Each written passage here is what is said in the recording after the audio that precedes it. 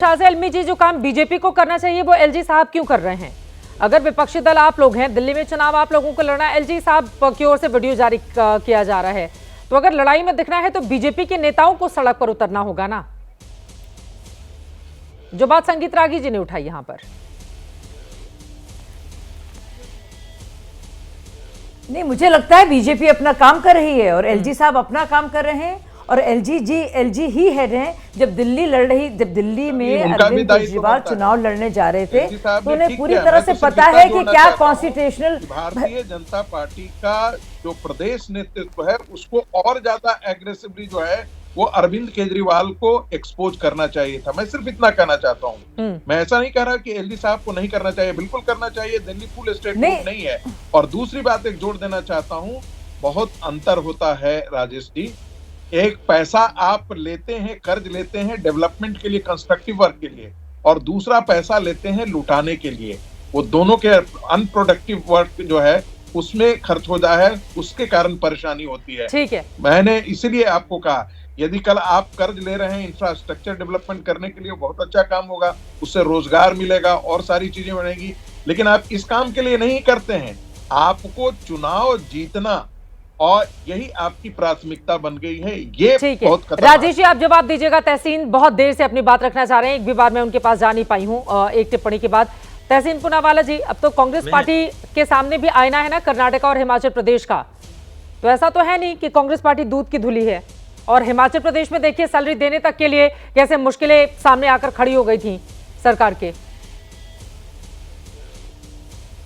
हालांकि मैं रेवड़ी कल्चर का फैन नहीं हूं और मैं मानता हूं सभी पॉलिटिकल पार्टी, जिससे संगीत भाई ने मांगा, इसमें जिम्मेदारी इंक्लूडिंग कांग्रेस, जिसको मैं वोट करता हूं, सपोर्ट करता हूं, हाँ उनके परिवार का हिस्सा हूं, know if and but about it. मैं अपने परिवार को छुपाता नहीं, लेकिन मैं मानता हूं कि हाँ, ये सारी पार्टीज का इसमें दुर्भाग्यपूर्ण तरीके से सारी पार्टीज इसमें इन्वॉल्व है। लेकिन हिमाचल की एक चीज क्लैरिफाई कर दूं, सैलरी देने में दिक्कत नहीं आई थी। उन्होंने सैलरीज की डेट 1 से 5 तारीख इसलिए की थी ताकि वो 4 डे का शॉर्ट टर्म इंटरेस्ट बचे। वो एक टेक्निकल चीज था और चीफ मिनिस्टर को मल्टीपल टाइम्स क्लैरिफाई किया था। लेकिन हाँ, सभी सूबों में भारत के अंदर एक फिस्कल प्रॉब्लम है, सिर्फ सूबों के अंदर नहीं, केंद्र के अंदर। इसमें मैं राजेश भाई से बिल्कुल इत्तेफाक करता हूँ, केंद्र के अंदर प्रॉब्लम है।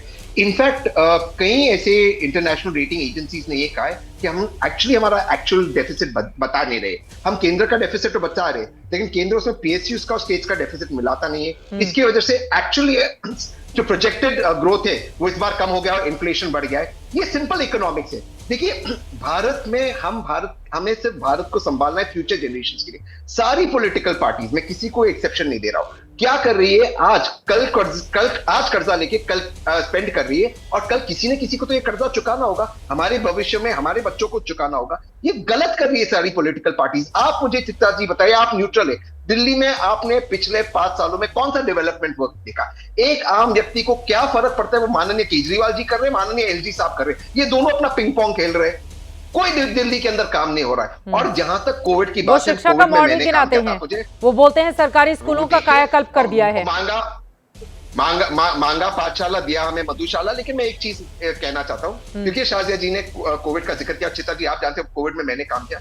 कोविड में केंद्र सरकार को जीएसटी मैंने भरा है, मैंने जीएसटी लिया है कोविड में सरकार ने। जब लोग ऑक्सीजन के लिए तरस रहे थे तब जीएसटी लिया, और कफन के लिए जीएसटी लिया। इस सरकार ने लिया है, वर्तमान सरकार ने, केंद्र की सरकार ने। ये सच्चाई है। और आज ये हर चीज के ऊपर जीएसटी लगा। उसके बाद मैं आ रही हूं अनुराग जी, मैं फौरन आपके पास आ रही हूं। शाहजी जी, 2 लाइन में उन्होंने केंद्र सरकार को लेकर भी, आप कोरोना को लेकर दिल्ली सरकार पर सवाल खड़े कर रहे हैं, वो आपके ऊपर प्रहार कर रहे हैं।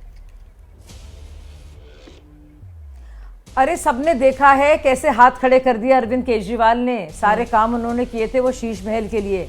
सबने देखा कैसे अमित शाह जी के सामने गुहार लगाई और गृह मंत्री ने फिर मदद की अरविंद केजरीवाल के कहने पर, और दिल्ली के लिए बाकायदा बड़े कोविड सेंटर्स बनाए। हम सब जानते हैं कैसे मोहल्ला क्लिनिक जो थे पूरी तरह से बंद थे और कुछ हो नहीं रहा था। सबने देखा कैसे मुनाफाखोरी हो रही थी ऑक्सीजनेटर्स को लेकर, और कैसे कुछ लोग जो बाकायदा आम आदमी पार्टी के साथ काम करते हैं, कैसे बाकायदा उसमें भी पैसा वसूली कर रहे थे और इंपोर्ट कर रहे थे और बड़े ज़्यादा दामों में बेच रहे थे। इसमें आम आदमी पार्टी के विधायक और टीम शामिल थी, चाहे वो नवनीत कालरा की बात हो या औरों की बात हो। तो सब जानते हैं क्या हुआ है, और सबने देखा है कि कोविड के दौरान कैसे एक दिल्ली के एक्सचेकर से, खजाने से अरविंद केजरीवाल जी ने ठीक है अपने घर अनुराग को पुजारी सजाया जी, है, जो शीश जल्दी महल से एक बनाया छोटी है। सी टिप्पणी और ये आपकी मैं बात चाहूंगी। भाजपा ने नहीं बार फेंकी बार थी। भाजपा की ओर से कहा जा रहा है आयुष्मान योजना तो दिल्ली में लागू किया नहीं जाता, संजीवनी योजना लेकर आ गए, तो इससे बात बनेगी क्या?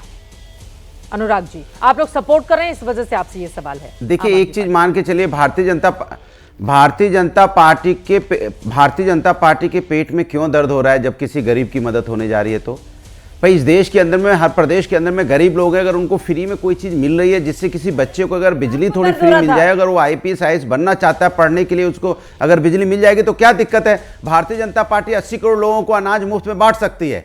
जिसको कहा था कि हम आएंगे तो सबको पैरों पे खड़े करेंगे, इसके मतलब 80 करोड़ लोग अभी भी आपने बेरोजगार रखे हुए हैं। इसलिए मैं कह रहा हूं, नहीं तो भारतीय जनता क्या दिक्कत है?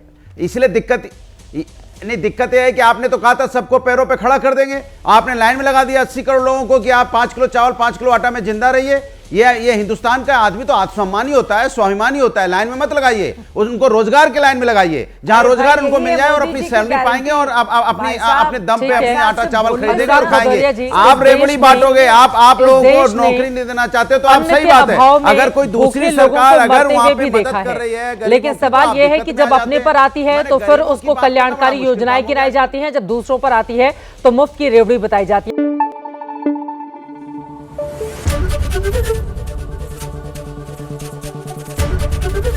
एबीपी न्यूज आपको रखे आगे।